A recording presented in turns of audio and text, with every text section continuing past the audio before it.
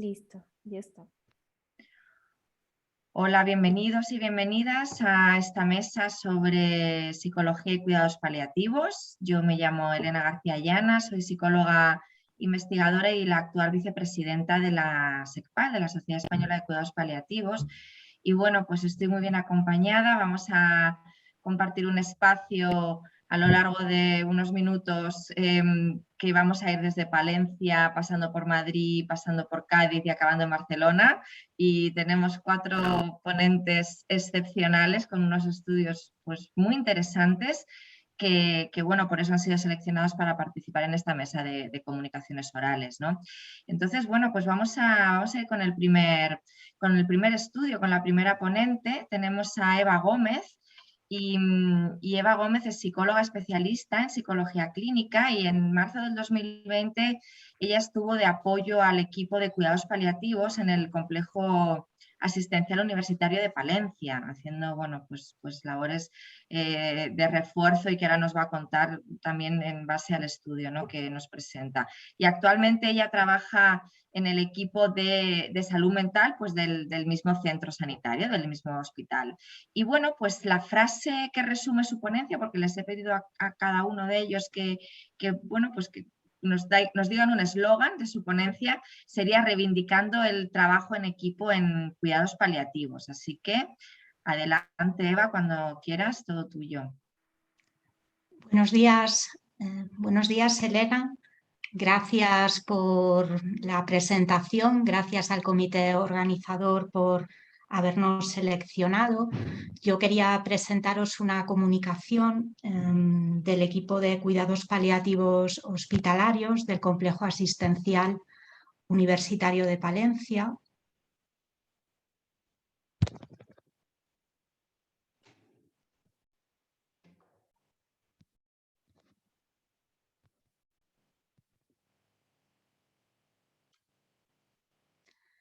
La comunicación pivota sobre el concepto de deseo anticipado de morir. Nos ocurrió que coincidieron varios ingresos hospitalarios, varios pacientes con una expresión explícita del deseo anticipado de morir, y esta situación lo que nos hizo pensar, lo que nos hizo sentir, el cómo actuamos, es el origen de la comunicación. En la diapositiva aparece una definición habitual del deseo anticipado de morir como un fenómeno complejo, reactivo al sufrimiento en el contexto de enfermedades que pueden suponer una amenaza para la vida, por la cual el paciente no ve otra salida que acabar con su vida. Es un fenómeno complejo, como decíamos, influido por factores psicológicos, físicos, existenciales, sociales, culturales, legislativos, y hay muy escasa literatura previa sobre este fenómeno. Nos propusimos un doble objetivo: de un lado, determinar la prevalencia de la expresión del deseo anticipado de morir en nuestra población, y por otro lado, las variables que podían estar influyendo en esa expresión. Después las detallo de una forma más definida. Trabajamos con un diseño de un estudio observacional, transversal y descriptivo. Nuestra muestra eran los pacientes que ingresaron en nuestro servicio desde el 1 de octubre del 2019 hasta el 12 de marzo de 2020, que tuvimos que terminar la recogida de datos por el contexto de la pandemia, y los datos se recogieron mediante entrevista, generalmente al ingreso. Criterios de inclusión: el diagnóstico de cáncer avanzado sin tratamiento activo de quimioterapia y una situación clínicamente estable según criterio médico.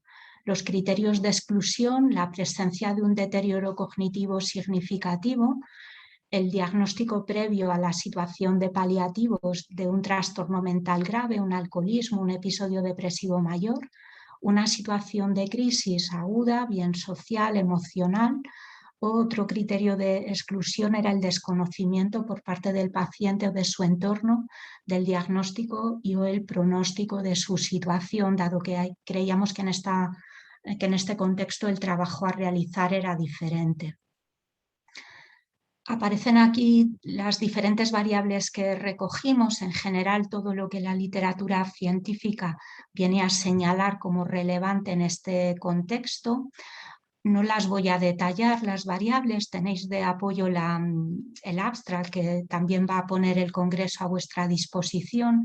Sí que os quiero precisar que en las variables sociodemográficas tuvimos en cuenta la evaluación de aspectos existenciales, de aspectos de religiosidad. Además de esto, tuvimos en cuenta el diagnóstico, el tiempo transcurrido desde ese diagnóstico por si era una situación más aguda o más cronificada. Evaluamos la sintomatología de ansiedad y la sintomatología depresiva en base a las escalas de Goldberg, la dependencia con la escala de Bartel, la funcionalidad con la escala de Karnofsky y quizás la menos conocida por parte de vosotros, la escala del DRS de Chochinov, que sí que es una escala específica de la evaluación del deseo anticipado de morir. Es una escala heteroaplicada muy breve en la que hay una primera pregunta. Si esta se responde que no, se acaba la aplicación. Si se responde que sí, esa aplicación continúa. La puntuación máxima es de 6 y hicimos una dicotomización de mayor o igual a 3 para establecer la presencia del deseo anticipado de morir. Respecto de las consideraciones éticas, bueno, hay un grupo de investigadores afincados en Cataluña que ellos tienen una investigación fantástica, nos fue muy útil para situarnos nosotros y en esas investigaciones que ellos tienen publicadas ya consideran que hay un riesgo bajo desde el punto de vista ético. El estudio fue además valorado por el Comité de Investigación de nuestro complejo hospitalario con un dictamen favorable. En cuanto a los resultados, bueno, lo que tiene que ver con el primer objetivo, la prevalencia, pues deciros que tuvimos un N total de 83 pacientes, de los cuales 47 fueron excluidos y 36 incluidos.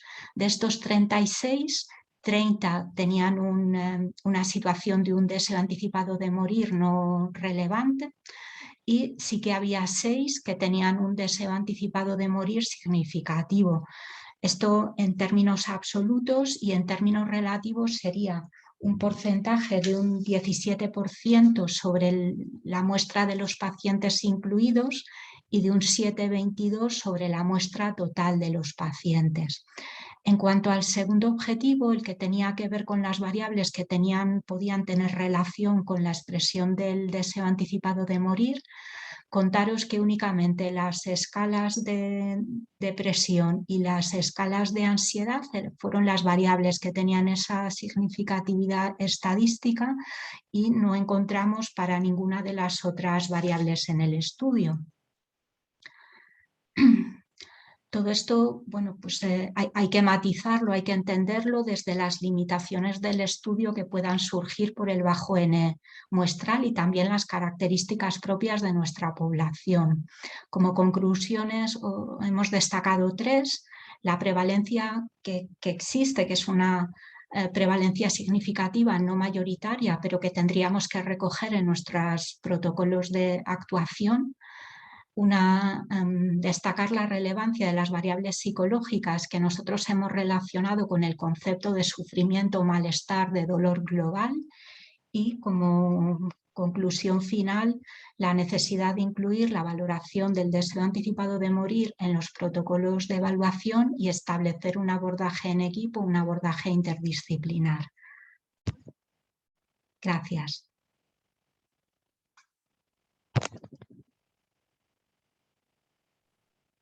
Muy bien, Eva, pues muchísimas gracias por ajustarte también a los tiempos. Muy interesante estudio, luego debatiremos. Y vamos con la siguiente comunicación, oral que va a cargo de Cristina Rocamora. Cristina es psicóloga general sanitaria, ella pertenece al Centro San Camilo a través del programa de la obra La Caixa, pertenece a UNEAPS, ¿verdad? Un equipo de atención psicosocial y bueno, pues este APS también está integrado en el equipo de Psiquiatría de la Paz, formando parte del programa de psico-oncología del propio hospital y desarrollan una increíble labor que conozco muy bien y es un gusto tenerte aquí, Cristina.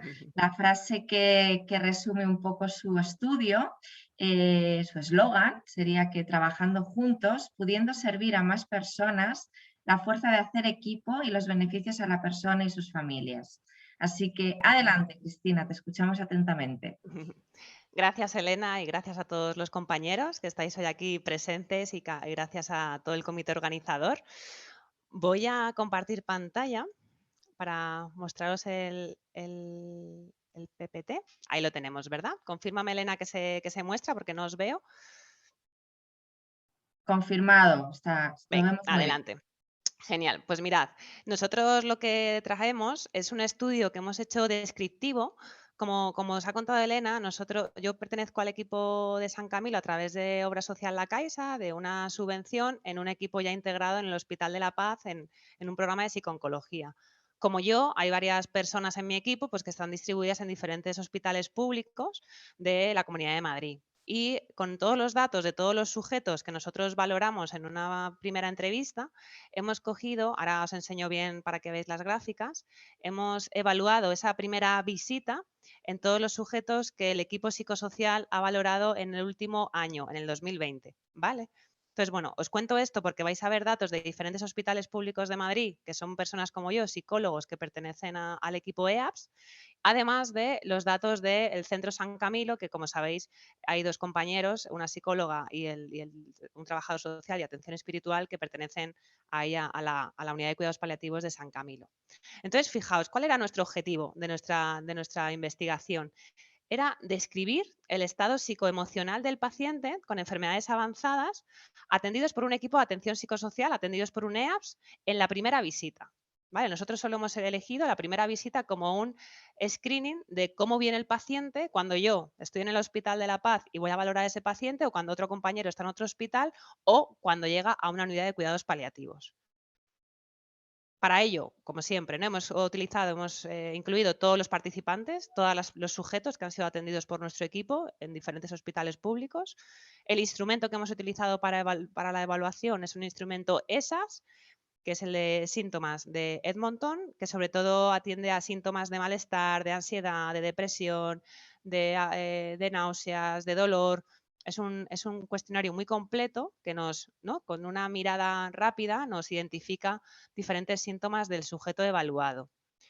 ¿Cómo lo hemos hecho? ¿Qué procedimiento hemos utilizado? Es un estudio retrospectivo en el que se analizan los datos de los sujetos evaluados, como os digo, durante el 2020. Bueno, os pongo ahí que nosotros evaluamos un total de 1.033 sujetos en el año pasado, de todo el equipo que os cuento, ¿no? Como veis ahí, os sale Hospital Ramón y Cajal, Gregor Marañón, Hospital La Paz, que ese es al que yo pertenezco, e Infanta Sofía. Como veis, también está el Centro Asistencial San Camilo, que es la unidad de cuidados paliativos, y el domicilio, que también tenemos una compañera que trabaja en el ESAT Norte de Madrid. De todas estas personas, el 60%, como es habitual, porque somos muchos más los que estamos en un hospital, el 60% fueron atendidas en hospitales, el 35% fueron atendidas en la unidad de cuidados paliativos de San Camilo y tan solo un 5% en la unidad de domicilio del ESAT. Y de todas estas personas que evaluamos, estas 1.000 y pico personas que tenemos, la mitad teníamos contestadas el cuestionario ESAS. ¿Y qué hicimos? Recoger todos esos síntomas, los síntomas que veíamos como más, que permanecían más o tenían una puntuación mayor en todos estos sujetos. Y vimos que el cansancio era uno de los síntomas que más aparecían en estos sujetos. Acordaos, ¿no? Primera visita en un centro hospitalario o cuidados paliativos. Ahora diferenciaremos, ¿vale? ¿Qué obtuvimos en los datos de hospital y qué obtuvimos en los datos de unidad de cuidados paliativos? Los síntomas más reseñables eran el cansancio, la falta de apetito y el malestar general, ¿no? Que son síntomas como para pensar cómo acude una persona a una unidad hospitalaria como un Hospital La Paz, cómo acude una persona a un hospital como un Gregorio Marañón, un Infanta Sofía, un Ramón y Cajal, ¿no? Que son síntomas que están muy presentes en estas personas que se encuentran al final de la vida o con una enfermedad avanzada. Y lo que pudimos observar, lo que hicimos nosotros en este estudio, que yo creo que por eso es tan importante tomar conciencia de nuestro papel en estos ámbitos hospitalarios, como equipo de EAPS, ¿no? Y en mi caso integrado en un servicio de psiquiatría y en un programa tan potente como la psicooncología, ¿no? De aquí del hospital, lo que vimos es que hay una diferencia significativa entre las primeras evaluaciones de los sujetos atendidos en hospitales públicos frente a las primeras visitas de los pacientes atendidos en una unidad de cuidados paliativos como San Camilo. Es decir, por norma general, como todos sabéis, los pacientes que son atendidos en una unidad de cuidados paliativos como San Camilo, normalmente la mayoría vienen derivados de una unidad hospitalaria. ¿Qué pasa? Que cuando viene un paciente a nuestro hospital, en general, la mayoría de ellos vienen de domicilio, vienen con tratamientos muy agresivos de quimioterapia, no vienen, digamos que en el hospital se hace todo el traslado, ¿no? A nivel de tratamiento y a nivel emocional de un camino hacia el final de la vida. Entonces, qué curioso que en una primera visita, cuando acuden al hospital, ¿no? Que están con un tratamiento activo, con una enfermedad con muy mal control de síntomas, vienen aquí, les atendemos, por supuesto, a nivel orgánico, el equipo de cuidados paliativos del hospital, el equipo de oncología médica, ¿no? Todos los equipos que hay aquí médicos. Además, nos sumamos nosotros como programa de psicooncología. Y qué distinto, ¿no? Como veis aquí os señalo, fijaos, ¿no? La media de ansiedad, de depresión, de malestar, de falta de aire, de náuseas, de dolor, es significativamente mayor en las personas que son primeramente evaluadas en hospitales frente a las personas que son primeramente evaluadas en un hospital de cuidados paliativos como San Camilo. ¿Qué quiere decir? Que nuestro trabajo, como yo decía Elena en mi eslogan, trabajando juntos, ¿no? Trabajando como equipo multidisciplinar, trabajando con un programa de psicooncología como está aquí en este hospital diseñado, con una psiquiatra que es Ángela Palau, la coordinadora, con una psicóloga clínica como Marta Torrijos, luego está mi rol como una psicóloga general sanitaria, Beatriz Rodríguez Vega, una coordinadora, al final, junto con, ¿no? un buen manejo de la comunicación con todo el equipo de oncología médica, con todo el equipo de cuidados paliativos, un equipo de soporte completamente estructurado y con un buen nivel de comunicación, facilita que al final el paciente, cuando se encuentra en una situación hospitalaria de ingreso, y sobre todo con un cambio, como os digo, de tratamiento, ¿no? Y de enfoque, porque no es lo mismo venir a ingresar porque tienes una infección o porque el tratamiento te está sentando mal, o que te digan que la situación ha cambiado.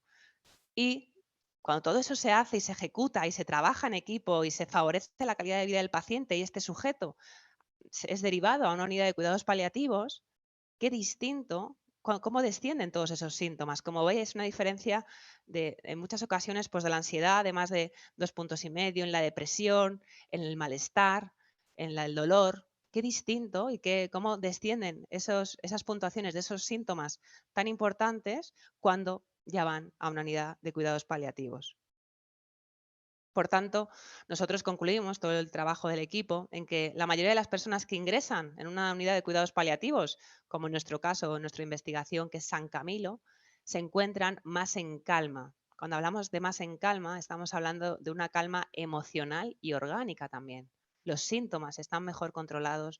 A nivel emocional se encuentran más tranquilos, más serenos, ¿no? Con una no sé, con una atención integral al final favorecemos que todo esto ya esté trabajado y que el paciente, dentro de todo el malestar que pueda tener, por supuesto, no es nada fácil estas situaciones, pero que todo el equipo, todos nosotros podamos favorecer que esa derivación sea lo más agradable posible, ¿no?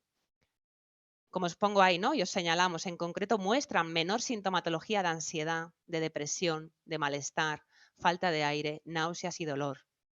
Entonces, considerando que en general los pacientes que son derivados a una unidad de cuidados paliativos como San Camilo vienen procedentes de un hospital general público, como es en mi caso el Hospital de la Paz o el caso de la compañera en Gregorio Marañón o en caso no el Infanta Sofía y el resto de equipos en los que trabajamos nosotros como EAPS, ¿qué pasa? Que esto todo indica a que esta disminución de síntomas es una evolución positiva hacia el paciente.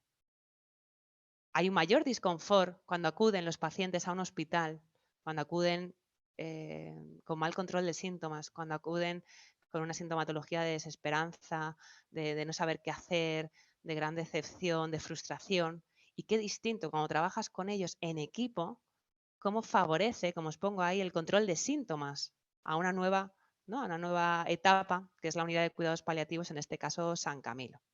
favoreciendo así, como exponemos al final, ¿no? Que a mí me parece esto como muy importante, favoreciendo así la despedida y el proceso del final de la vida. Y sobre todo, que yo creo que hoy en esta mesa se va a hablar mucho de esa calidad de vida integral al sujeto y la familia, como yo reseñaba en mi eslogan. Muchas gracias. Muchas gracias, Cristina, y enhorabuena por el estudio, enhorabuena a todo el equipo nutrido. Y vamos con nuestro siguiente ponente. Tenemos a Jesús Fernández, que es Jesús Fernández Rodríguez, que es el único hombre de la mesa y el único enfermero de la mesa. Así que, bueno, pues Jesús es un enfermero gestor de casos comunitario en la ciudad de San Fernando, Cádiz, en la unidad de gestión clínica de Rodríguez Arias, ¿no? Que es el centro de salud. Corrígeme si me equivoco, Jesús. Y bueno, él lleva 32 años en primaria y atendiendo poblaciones complejas, ¿no? Personas con patologías graves, personas con necesidad de hospitalización domiciliaria, personas en cuidados paliativos domiciliarios y personas cuidadoras, ¿no? De todos estos grupos anteriores y con, bueno, también labores de coordinación, ¿no? Que ha desarrollado. Entonces, bueno, pues su estudio tiene que ver con las personas cuidadoras, ahora vamos a profundizar en él, y su eslogan que define y que resume un poco el estudio sería información, acompañamiento y compasión, claves para la normalización del duelo en personas cuidadoras. Muy bien, pues adelante, Jesús, te escuchamos. A ver. Eso es, lo veis todo. ¿Lo veis bien? Muy bien, adelante. Vale, gracias. Muchas gracias, Elena, a ti y al Comité Científico de estas primeras jornadas internacionales de psico-oncología. Además de esta comunicación oral, también se nos ha aceptado otra comunicación oral presencial allí en el Congreso, que lo defenderá una compañera. La comunicación que os presento ahora a todos y todas es elementos de motivación refuerzo percibidos por las cuidadoras familiares en el cuidado a pacientes oncológicos en cuidados paliativos domiciliarios.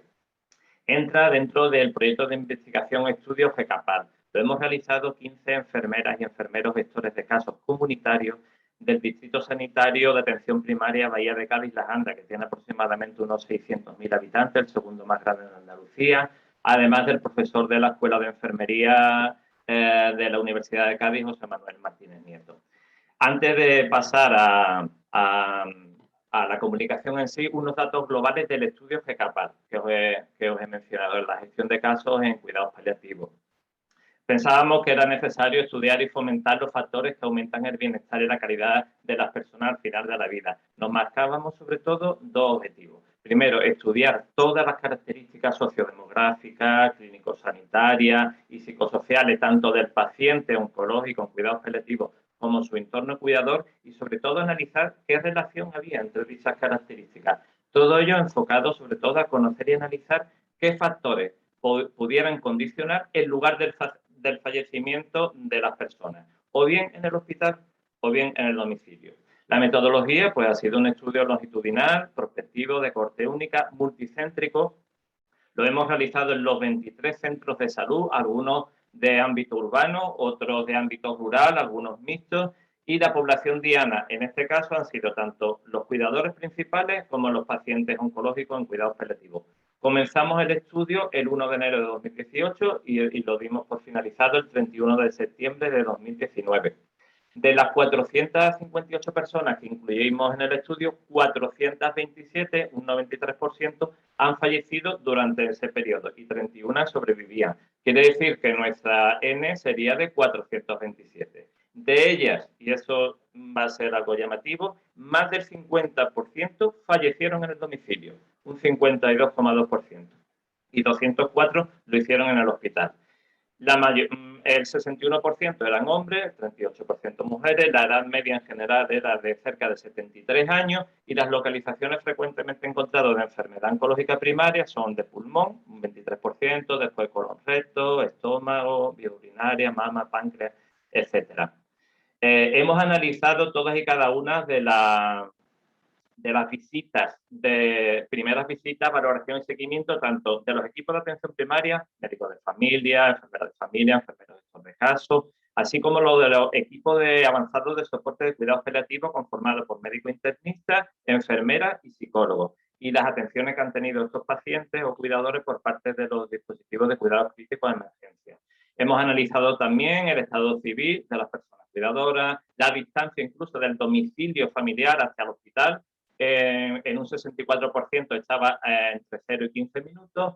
El cuidador o la cuidadora principal, como ya sabemos, es mujer, casi en un 81%, y en un 92% ha habido apoyo familiar por parte de más miembros de la familia al paciente y a la persona cuidadora principal. Ahí veis tanto el sexo de los pacientes y como de los cuidadores. Bien, y el lugar de fallecimiento, lo que decía, importante, esto lo tendríamos que tener muy en cuenta. Haciendo un trabajo continuo de seguimiento, podemos favorecer el fallecimiento con el suficiente apoyo, lógicamente, de los profesionales también, en el domicilio de las personas, que es el lugar donde habitualmente, lógicamente, viven. En concreto ya, la presentación, ¿no? La comunicación que ahora os presento, ¿no? Estudiar los principales elementos motivacionales y reforzadores que tenían las personas cuidadoras principales en relación al afrontamiento de la situación y en el rol de cuidado. De los 427 casos, pudimos hacer ya seguimiento, entrevista, contacto telefónico o visita de duelo a 397.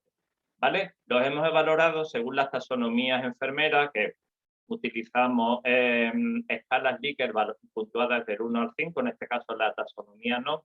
5 ítems importantes. ¿Cuál era el apoyo familiar? Si habían tenido apoyo de amigos, si se habían apoyado en la espiritualidad, la religión, las creencias, la satisfacción de haber hecho todo lo posible por el familiar y respetar la voluntad del familiar. Le preguntábamos en todo este proceso de prestación de cuidado, en la situación oncológica avanzada, de paliativo, de situación de últimos días, ¿de dónde ha sacado las fuerzas? ¿Qué le ha ayudado? ¿Qué le ha reconfortado más? Pues bien, de 1 a 5, pues la respuesta que ha obtenido mayor puntuación es la satisfacción de haber hecho todo lo posible por el familiar. Vemos que los cuidadores principales reconocen que hacen lo humanamente posible porque sus familiares estén en las mejores condiciones posibles. Clínica, de cuidado, de acompañamiento, de afecto, de cariño. A continuación, el apoyo familiar, 435, seguido de respetar la voluntad del familiar. En tercer lugar, el apoyo de los amigos y las redes, es lo que han valorado en cuarto lugar. Y en quinto lugar, espiritualidad, religión y creencia. Ahí veis, podéis ver la media, ¿no? de este aspecto, ¿no? La satisfacción de haber hecho todo lo posible por el familiar, que es la que destaca entre todas. Y después hemos obtenido diferencias estadísticamente significativas en relación a que los pacientes que han fallecido en casa muestran una mayor puntuación en dicha satisfacción y en haber respetado la voluntad de lo que quería su familiar. Si han querido los familiares, han expresado los pacientes morir en casa, lo han respetado en un alto porcentaje. En relación al parentesco del cuidador principal familiar, pues han obtenido una mayor puntuación los hijos e hijas en este aspecto de satisfacción, mientras que en el caso de las parejas se valoraba más que los hijos el aspecto de religión, espiritualidad, valores, también porque es verdad que la media de edad de las parejas era alta y como sabemos, bueno, según la tradición, a lo mejor probablemente, pues se apoyaban más en esa espiritualidad y en esa religiosidad. Según el sexo del cuidador principal, pues el sexo femenino ha obtenido una mayor puntuación en valorar el apoyo que ha tenido de la familia. En el resto de las variables no había diferencias estadísticamente significativas. Como tampoco ha influido estadísticamente el sexo del paciente ni la edad del paciente, en obtener diferencias de una respuesta a otra. En relación a la edad del cuidador principal, pues hay una correlación, como he dicho antes, significativa entre valorar más la espiritualidad y la religión e inversamente con la obtenida en la satisfacción de haber hecho todo lo posible. Conclusión. Algunos elementos motivacionales estudiados en las personas cuidadoras principales se relacionan con el lugar de fallecimiento y por lo tanto podrían influir en el bienestar de estas personas y en la muerte digna, debiéndose ser tenidos en cuenta y fomentados en los planes de atención. Como veis, nuestra visión desde la atención primaria de salud, El estudio ha demostrado que más del 50% de las personas incluidas en el estudio han fallecido en el domicilio. Esto es un trabajo de día a día, de contacto telefónico, de escucha activa, de presencia, de seguimiento, de apoyo emocional, ¿vale? A las personas. Y algunas consideraciones desde nuestra experiencia profesional es que las intervenciones en situación de últimos días, como informar, acompañar y apoyar, se han demostrado siempre útiles para ayudar en general a normalizar los procesos de duelo, que es importante también que reflejemos las historias clínicas de las personas cuidadoras principales, los diferentes, en este caso, diagnósticos de enfermería para hacer una prevención del duelo. Y que si este duelo es normal, también lo registremos, o si es complicado o patológico, ver de qué manera deberíamos realizar o un seguimiento o una derivación a otros compañeros o a los equipos de salud mental comunitarios. Y que la necesidad de realizar seguimiento tras el fallecimiento tiene como finalidad valorar la necesidad de atención de las personas, sobre todo para aquellas que están en riesgo de desarrollar un duelo patológico. Desde nuestro punto de vista, enfermero, ha sido un trabajo precioso de acompañamiento, es el que hacemos diariamente. Contamos, como he dicho antes, con los equipos avanzados de cuidados paliativos domiciliarios, dentro del cual a domicilio también va un psicólogo que realiza una labor maravillosa con las personas cuidadoras y con los pacientes también. Y bueno, espero que os haya gustado. Os dejo también la presentación por si queréis ver un poco más la tabla con detenimiento, pero lo importante yo creo que es el trabajo ese diario, cotidiano, de contacto telefónico, de escucha activa y para mí lo más importante, la presencia. Hay que estar al lado de las personas y de lo que las personas necesitan. Muchas gracias.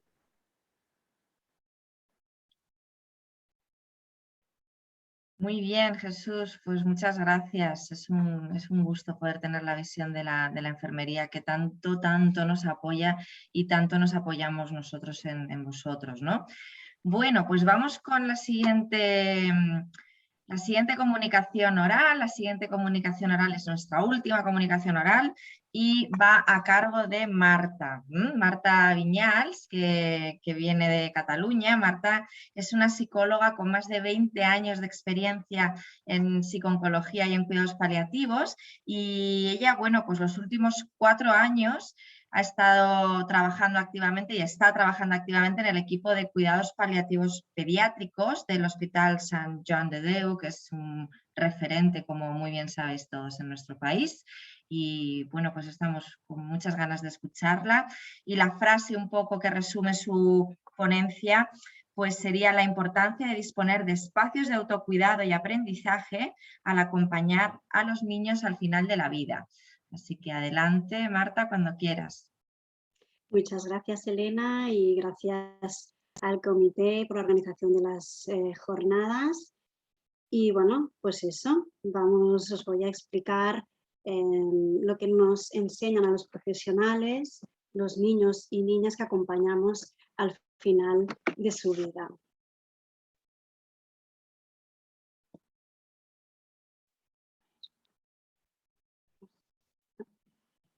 Ahora, perfecto. Bueno, pues como os decía, en el equipo de cuidados de atención paliativa y crónico complejo, conocido como unidad de C2P2, tenemos un protocolo de atención al duelo después del fallecimiento del niño. Y dentro de este protocolo tenemos una actividad de autocuidado del profesional, que son los cierres de los profesionales. Estos cierres los realizamos a las 6-8 semanas después del fallecimiento del niño y después del cierre que realizamos con la familia. Las sesiones de cierre es un espacio para compartir la vivencia que hemos tenido cada profesional de haber acompañado a ese niño y a esa familia. Eso nos permite identificar las dificultades, las áreas de mejora, pero también donde podemos realizar el duelo del profesional y profundizar en esas dificultades más personales o esos temas con los que ¿no? nos puede remover o que tenemos que revisar o compartir más a nivel profesional. Las sesiones son multidisciplinares y se convoca a todas las personas que han intervenido en este caso, tanto internas, el equipo de C2P2, pero otras especialidades como oncología, neurología y personas externas al hospital, como por ejemplo pues, atención primaria, el colegio de educación especial. Entonces, ¿no? Todos esos profesionales también de las diferentes disciplinas. Así que vienen las enfermeras, médicas, maestras, atención espiritual, ¿no? De todas las disciplinas que participan. Mueren al año entre 50 y 60 niños, entonces realizamos 2 sesiones de cierre a la semana y una vez al año, que son las fotos que podéis ver, realizamos un cierre anual donde nombramos todos los niños y nos dedicamos un espacio cada uno mediante alguna actividad creativa para expresar, resolver si ha quedado algo pendiente, para despedirnos. Durante la pandemia hemos seguido haciendo estos cierres que han sido de manera virtual y ahora los hacemos de manera mixta, presencial y online, pues que también facilita que personas externas al hospital pues, se puedan conectar. Las sesiones duran aproximadamente unos 30 minutos y siempre empezamos la sesión con una dinámica que nos permite conectar con el aquí y la ahora y con aquello que nos conecta también al niño y a la familia. Luego explicamos el caso y se va compartiendo la experiencia de las personas que van interviniendo. Y al final les preguntamos, ¿no? Utilizamos por ejemplo pues estas cartas, les preguntamos qué me llevo de este acompañamiento, ¿no? Cuáles son esos aprendizajes que obtenemos. De allí, después de 5 años de realizar estas sesiones de cierre de profesionales como algo innovador, pues nos hemos propuesto estudiar qué efectividad tienen esos cierres, si sirven como herramienta de autocuidado del profesional y si se realizan aprendizajes y cómo estos aprendizajes los podemos mantener o se aplican a atender a otras familias. Para ello lo que hicimos fue recoger las frases que se verbalizaban al responder esa pregunta, de los cierres que hemos realizado desde enero a junio, que han sido 42, se han registrado 94 frases y deciros que normalmente la asistencia de profesionales son entre 7 y 24 en los cierres. Y luego en una segunda fase hemos administrado hemos realizado un cuestionario autoadministrado donde precisamente preguntábamos por esos aprendizajes. Entonces, esas 94 frases las agrupamos por temáticas y nos salieron 9 categorías. Por ejemplo, bueno, las 9 categorías son comunicación, ¿no? Pues aprender a no limitar a los padres al hablar, la importancia de lo que comunicamos, la área más relacionada con la parte asistencial o de intervención clínica, ver su punto de vista, mirar donde ellos miran, que de todas las frases que se registraba, que se verbalizaron, muy pocas estaban relacionadas con la parte más, vamos a decir, más médica, ¿no? De tratamientos, ¿no? Efectos secundarios, ¿no? Todos, control de síntomas, estas cosas no salían, estaba mucho más relacionado con la parte de acompañar. Y la vinculación, lo importante de vincularte con la familia. Reconocer lo que era importante para su hijo, construyendo junto con la familia. Otra categoría de aprendizaje están relacionados ya, como nos explicaba, ¿no? Como nos decía muy bien Cristina, el trabajo en equipo, ¿no? La importancia de compartir con el equipo, de recibir el apoyo de todo el equipo y de hacerlo de manera multidisciplinar. También la importancia del autocuidado, ¿no? Situación compleja, aprender a prepararse y cuidarse. Otra categoría es la gestión del tiempo, ir cosiendo y tejiendo paso a paso. Otro aprendizaje es muy importante, es la búsqueda del sentido, la espiritualidad relacionado, ¿no? Con búsqueda del sentido del profesional en el trabajo. Esta era el área que más frases tenía, ¿no? Servimos de amarre para que el barco no vaya a la deriva, ¿no? Encontrar la fuerza en algo tan difícil. Curiosamente, y me avanzo un poco en los resultados, no eran los aprendizajes que más a posteriori que se mantienen o que aplicamos luego con las otras familias. Así que nos dice mucho, ¿no?, que en ese momento es importante verbalizar eso y encontrar ese sentido, y que luego realizamos otro tipo de aprendizajes, ¿no? Los que mantenemos son de otro tipo. El autoconocimiento del personal, del profesional y personal, ¿no? La dificultad de acompañar en las luces y en las sombras. Y finalmente, la última categoría, la importancia de la gestión emocional del profesional. Distinguir lo que puede estar cerrado y tiene la capacidad de abrirse.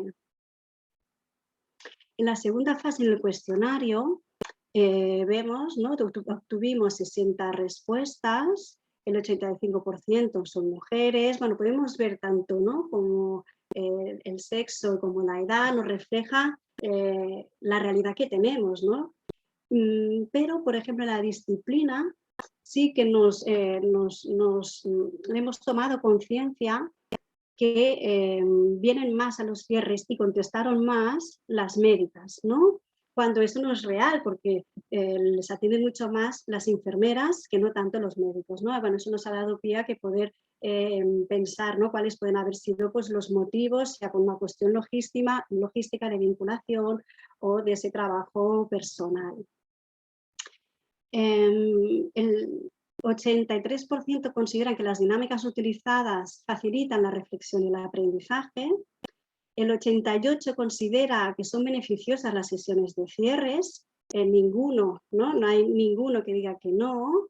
Y en la pregunta abierta de qué te aportan, ¿no?, pues nos confirma lo que nos proponíamos, ¿no? Saber que formamos parte de un equipo, poder celebrar los buenos momentos y dar valor a las vidas que acompañamos. Los aprendizajes que se obtienen a posteriori son el trabajo en equipo, la comunicación, relacionados con la comunicación, con el autoconocimiento personal y la vinculación con la familia. Y los aprendizajes que luego utilizan para tratar a las otras familias o para mejorar el trato en las otras familias son los mismos, pero en orden diferente, ¿no? Como es lógico, relacionados con la comunicación, con la vinculación con la familia y luego el trabajo en equipo y el autoconocimiento. Concluimos entonces que los cierres de profesionales son efectivos como espacios de autocuidado del profesional que permiten generar aprendizajes tanto asistenciales como personales, adquiriendo habilidades y conocimientos que facilitan atender mejor a otras familias en el final de vida de sus hijos. El estudio entonces nos confirma que se cumplen, ¿no?, con los objetivos que nos proponemos en estas sesiones, de tener un espacio de autoconocimiento y gestión emocional, elaborar ese duelo del profesional, identificar las áreas de mejora. El trabajo en equipo, ¿no?, compartir la toma de decisiones, trabajar de manera multidisciplinar y el autocuidado son factores protectores de la fatiga por compasión y al final revierten una mejor atención a las familias, ¿no? Todos los resultados y las aportaciones subjetivas de los participantes nos van a permitir realizar acciones de cambio, como por ejemplo, pues, explorar, ¿no?, esas dificultades de la asistencia de las enfermeras y poder, pues, mejorar los procedimientos en la comunicación o, ¿no?, o temas más prácticos, ¿no? Bueno, decir, ¿no?, que algunas personas, ¿no?, valoran muy positivo esas sesiones. Algunas nos han dicho, me parece un privilegio poco común poder dedicar este espacio en un contexto de profesionales de diferentes áreas. En mi caso, a veces por carga asistencial se hace difícil acudir, pero creo que es esencial darle prioridad a los cierres y es tan importante como la propia asistencia. Bueno, simplemente dar las gracias a todo el equipo de C2P2, es un lujo aprender junto a ellos y lógicamente a los niños, niñas y a sus familias que nos enseñan cada día. Muchas gracias.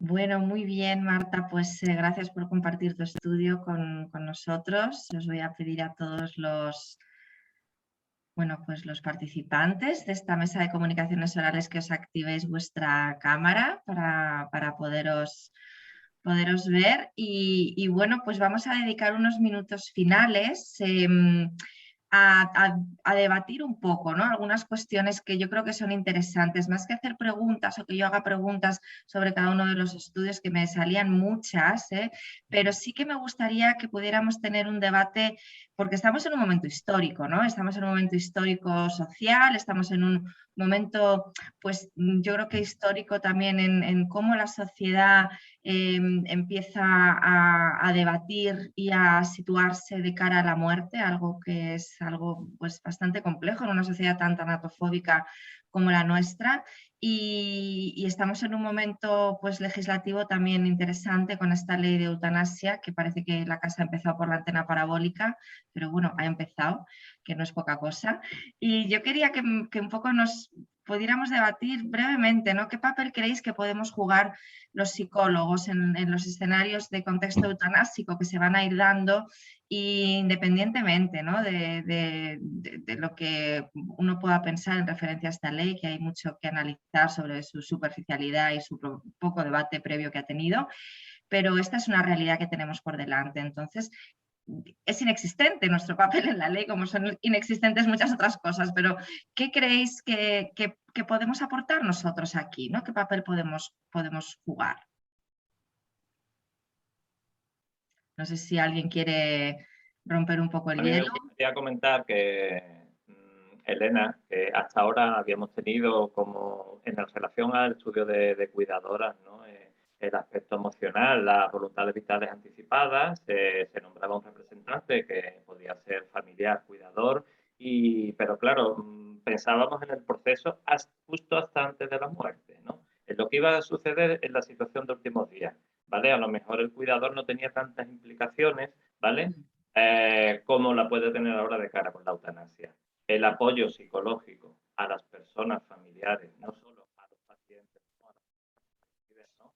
Optar por la eutanasia, sino la preparación de los familiares para llegado ese momento me parece fundamental. Sí, te agradezco mucho que lo saques esto, Jesús, porque es uno de los focos fundamentales, ¿no? Cómo poder apoyar al cuidador para hacer prevención de potencial duelo complicado, que no tiene por qué darse, no habrá que estudiar todas estas cosas, pero muchas gracias, yo creo que eso es muy interesante, el apoyar a las familias. ¿Qué más creéis? ¿Cuál más puede ser nuestra función en un contexto eutanásico? Hombre, yo, Elena, aportar a lo que decía Jesús, ¿no? Yo creo que nuestra labor, no solamente como psicólogos, sino como relación de ayuda, quiero decir, creo que es fundamental escuchar al paciente, fundamental escuchar a la familia. Creo que muchas veces en toma de decisiones como la eutanasia o en toma de decisiones como planteaba Jesús, morir en casa o morir en el hospital, creo que tanto al paciente como a la familia hay que escucharla. Creo que hay que acompañarles, creo que hay que indagar bien qué está ocurriendo ahí para que una persona desee su muerte o adelantar su muerte. Y creo que, por supuesto, que nuestra labor como counselors o como lo queráis llamar, como personas que estamos ahí para acompañar a otros, para escuchar, creo que es fundamental. No es simplemente quiero adelantar mi muerte y que vaya a un comité. Creo que en un proceso previo tenemos que estar sí o sí, llámese psicólogo, psiquiatra o personas expertas en relación de ayuda. Creo que eso es fundamental. Muy bien, Cristina, o sea, que cómo poder desplegar bueno, al más alto nivel, ¿no? En un cambio de escenario clínico tan significativo como puede ser una petición de eutanasia, todas las habilidades de relación de ayuda que tantas alegrías nos dan y tanto nos gustan. Muy bien. Eva, ¿tú qué añadirías en esto que tu estudio tiene mucho que ver, ¿no? Con, bueno, los deseos de adelantar la muerte, desde luego, es una posible vía de entrada, ¿eh? Sí, nosotros el origen un poco del estudio tiene que ver con año 2018, es cuando se empezaba la tramitación legislativa del proyecto de ley de eutanasia y esto era lo que salía, no sé, en el programa de Ana Rosa por las mañanas, que es un poco la bibliografía de nuestros pacientes, ¿no? Y bueno, nos parecía que tenía que ver con esa situación social. Yo creo que estamos en un tiempo de muchos cambios y, por tanto, de reivindicar el papel de la psicología, digamos, como atención, como una prestación de la cartera de servicios del Sistema Nacional de Salud, no como una cosa aparte, sino como un derecho sanitario de las personas, de los ciudadanos españoles, y también un poco reivindicar que los cambios se hacen desde dentro, que como colectivo creo que tenemos mucho que decir ahí. Y un poco por compartir o por centrar la pregunta que lanzabas, el papel nuestro es que es central. Yo quería contaros, no sé si lo conocéis, en Castilla y León se ha constituido, como en todas las demás comunidades autónomas, la Comisión de Garantías de la Eutanasia. En Castilla y León creo que hay como 15 puestos jurídicos y hay 3 enfermeros, 5 médicos. Un puesto específicamente es de una compañera de psicología clínica. Quiero decir, ese es el papel que tenemos que tener, más allá de otra serie de procesos, pero incluso en las estructuras como tal, como categoría profesional, ahí tenemos que estar. Muy bien, gracias, Eva. También reivindicar un poco esos espacios formales, ¿no? Me consta que en varias comunidades autónomas los comités de garantía y calidad, que al final tienen un papel que no vamos a entrar en ese debate porque es meterse en un jardín importante, pero desde luego que me consta que está la figura del psicólogo representada y eso pues es que no podía ser de otra forma. Marta, en el ámbito de la pediatría, que no sé si quieres traer alguna reflexión, ¿no? Porque también claro, bueno, yo solo quería reafirmar, ¿no? Es que estamos hablando de sufrimiento emocional, seguro hay una parte de sufrimiento físico, pero evidentemente ya sabemos, ¿no? que va junto, es imposible separarlo, ¿no? Bueno, con niños, bueno, parece que es un tema que no se puede tocar, pero que va a aparecer y seguro que van a aparecer situaciones que va a provocar debate o debate social, ¿no? Con el menor maduro que conocemos, ¿no? Ese adolescente, 16, 17 años, ¿no? Que probablemente puede tomar decisiones, ¿no? Bueno, yo lo dejo allí, que hay mucho trabajo. Si hay mucho en adultos, creo que en pediatría mucho más. Muchas gracias. Ahí, claro, ahí os tocáis con la doctrina del menor maduro, ¿no? O sea, que es como que se complica todavía mucho más y eso, bueno, pues yo creo que es como para seguir reflexionando juntos. Bueno, por último, yo quería bueno, pues un poco dedicar los últimos minutos de esta mesa de comunicaciones a ver un poco, realmente los psicólogos, pues fijaos, hemos estado desde una posición de extrañeza absoluta en el desarrollo de los cuidados paliativos a una posición de integración, como podemos ver, ¿no? En todas las personas que forman esta mesa. Y de esta extrañeza a esta integración, que fue un artículo que escribió mi querido Javier Barbero hace unos cuantos años ya, pues sí que me gustaría que me ayudarais a pensar, y a los que nos escuchan, ¿qué tenemos por delante? ¿Cuáles creéis que son los retos de la psicología? Muy brevemente, cada uno que piense uno y muy brevemente, ¿hacia dónde tenemos que meter los esfuerzos y cuáles son los retos, ¿no? que tenemos en el futuro a partir de este año? Vamos a empezar, pues por ejemplo, no lo sé, Cristina, por ti, si te parece. Pues los retos, pues son tantos, Elena, no sé. Es verdad que el reto mío diario es que los pacientes a los que yo atiendo estén acompañados. Es un reto diario del día a día. Mi reto es que estén, como decía Jesús, y hacía mucho hincapié, esa escucha activa. Y el reto como psicóloga y como mi profesión y como mi ética personal es que esas personas sí o sí tengan un acompañante y es verdad que este servicio, en mi caso, mi rol es externo. Yo no pertenezco al hospital, pertenezco a una fundación Obra Social La Caixa, que quizás ahí, ¿no? Como tú bien sabes, Elena, siempre hemos estado peleando, ¿no? Por nuestro puesto, por nuestro lugar. Pero bueno, tenemos lo que tenemos y yo estoy contenta así porque las personas se llevan ese acompañamiento, se llevan ese, ¿no? ese seguimiento por nuestra parte, por un equipo consolidado, y mi reto es diario. Yo te diría que mi reto y mi lucha personal es para que esas personas estén acompañadas y escuchadas día tras día. Gracias, Cristina. Yo creo que nos traes la responsabilidad, ¿no? La importancia de la responsabilidad en el ejercicio de la profesión. Marta, ¿cuál es tu reto para ti? ¿Qué dirías dentro de la Claro, mi psicología y los paliativos? Pediátricos, en tu caso.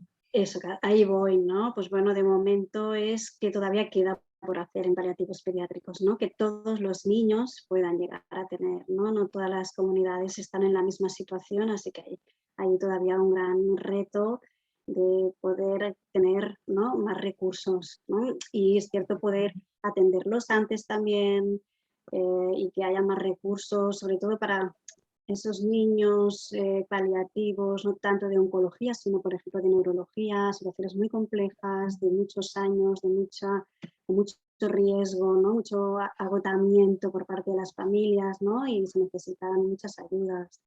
Muy bien. Bueno, mucho por hacer. Gracias, Marta. Eva, ¿tú qué añadirías? ¿Qué retos tenemos por delante los psicólogos en paliativos? Bueno, yo sí que creo que queda mucho por hacer. Esta sería un poco esa idea. Así que me ha gustado esa reflexión de la extrañeza, porque sí creo que el psicólogo en el hospital siempre ha sido como raro. Esto ha ido acabándose en los últimos tiempos, pero nos queda mucho por consolidar, por crecer, por dar una estabilidad a los temas de la asistencia psicológica, y yo sí creo que el reto va en la línea de integrarse dentro de los sistemas de tomas de decisión a nivel cada uno de lo que pueda aportar. Muy bien, muy bien. Y por último, Jesús, desde tu visión enfermera, ¿qué retos crees que tenemos por delante nosotros y de la mano vuestra también, te diría? Claro. Sí, pues desde mi visión enfermera y desde mi visión también de atención primaria, llevarlo para la casa, valoramos mucho el trabajo maravilloso que hace el psicólogo, en este caso del equipo avanzado de cuidados paliativos domiciliarios. No todo el mundo decide meses antes de morir ir al hospital, a menos que sea por una urgencia vital, ¿no? Que necesite, bueno, pues el desenlace ya o bien una recuperación. Hace falta más profesionales de psicología que salgan al encuentro de las personas, que vayan al domicilio, que se entrevisten en los centros de salud, en la posibilidad de hacer un seguimiento tanto de pacientes y cuidadores, y desde luego lo que hace falta, el reto es más profesionales que puedan enriquecer este trabajo de acompañamiento que entre todos multidisciplinariamente hacemos. Muy bien. Bueno, pues muchas gracias. Yo creo que tenemos mucho trabajo por delante. Tenemos trabajo en los espacios de toma de decisiones que son bien importantes. Tenemos trabajo en los contextos eutanásicos. Tenemos mucho trabajo también en seguir evaluando y midiendo como habéis hecho vosotros, y yo os lo agradezco personal y profesionalmente, que hayáis invertido esfuerzos en medir y en crear evidencia, que somos una ciencia muy joven y necesitamos evidencia para que nos escuchen.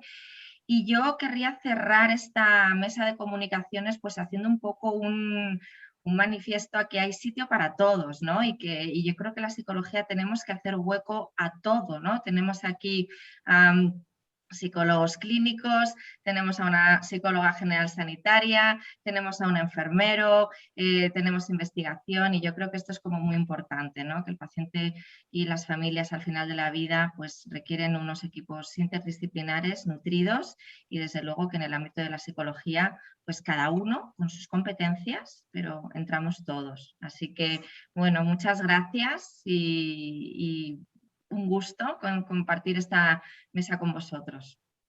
Gracias Gracias a todos. Sí. Hasta luego. Gracias. Chao. Chao, Adiós. chao. Adiós.